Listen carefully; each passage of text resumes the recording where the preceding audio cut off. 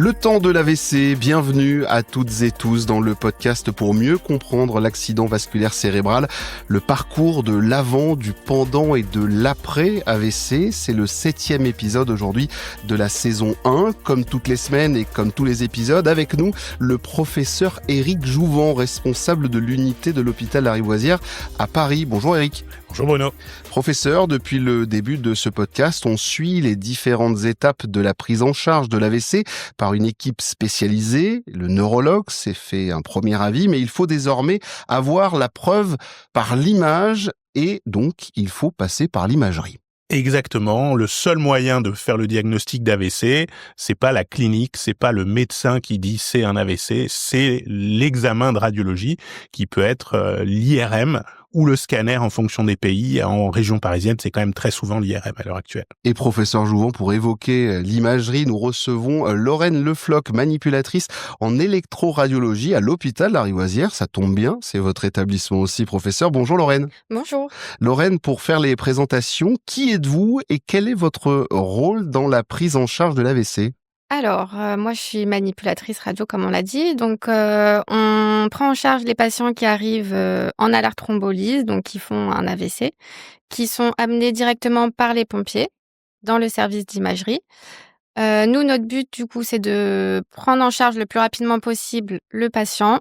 Donc, on adapte notre planning dès qu'on a l'avertissement qu'il y a une alerte thrombolyse pour que, dès que le patient arrive, on puisse le mettre le plus rapidement possible dans la machine.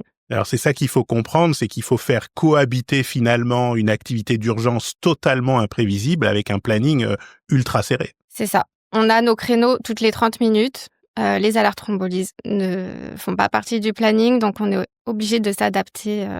Donc c'est un jonglage permanent entre quelque chose où on vous dit bah là il y a 14 patients prévus ce matin et hop, il y en a un 15e qui arrive, c'est imprévu. Voilà.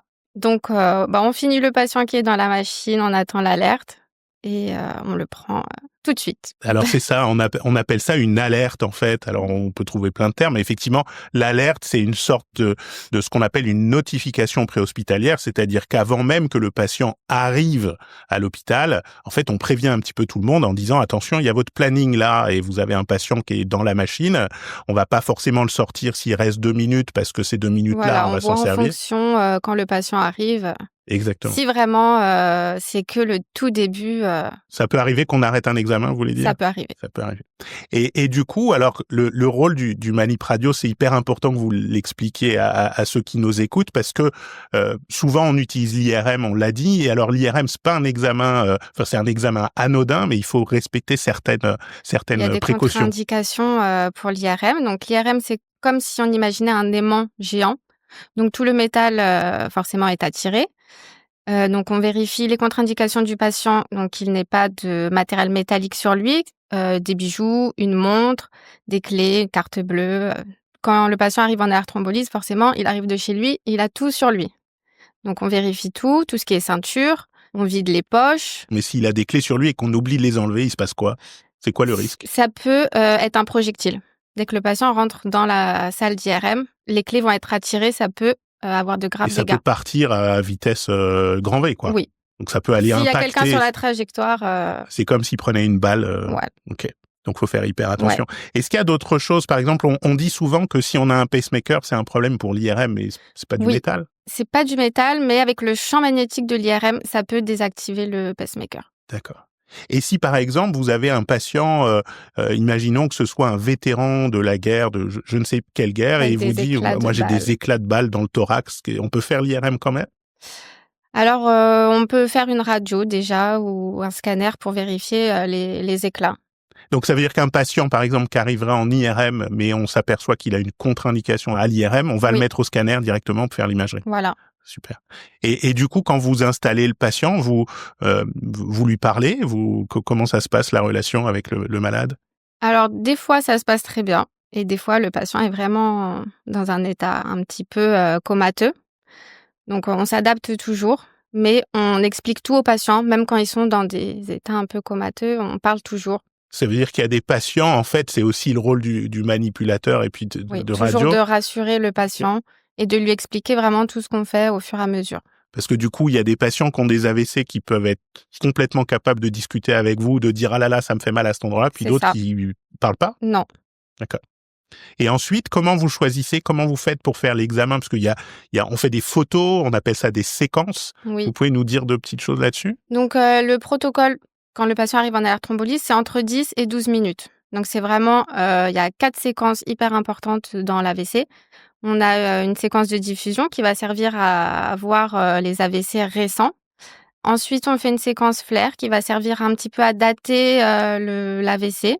Donc, on dit à peu près, si on le voit en flair, ça au-delà de 6 heures que le patient a fait les premiers symptômes de l'AVC. On fait une séquence T2 étoile qui sert à voir s'il y a un hématome ou un thrombus dans les artères.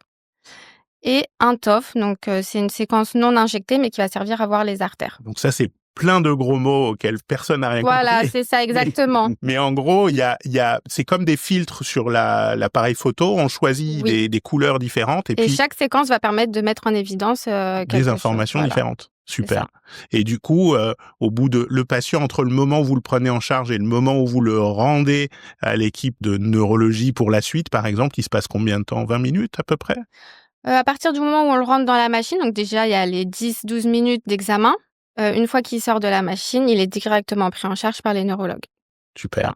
Merci Lorraine Le Floch, manipulatrice radio. Merci pour votre passage dans le temps de l'AVC, professeur Éric Jouvent. Juste avant de se quitter, j'aime à vous demander dans ce podcast un petit conseil pour éviter l'AVC. Alors, il y a 2 situations, je pense, quand même complètement différentes. Il y a la personne qui n'en a jamais fait. Et là, c'est vraiment les conseils généraux. Et avoir une bonne hygiène de vie. Aller chez le médecin régulièrement pour prendre sa tension artérielle.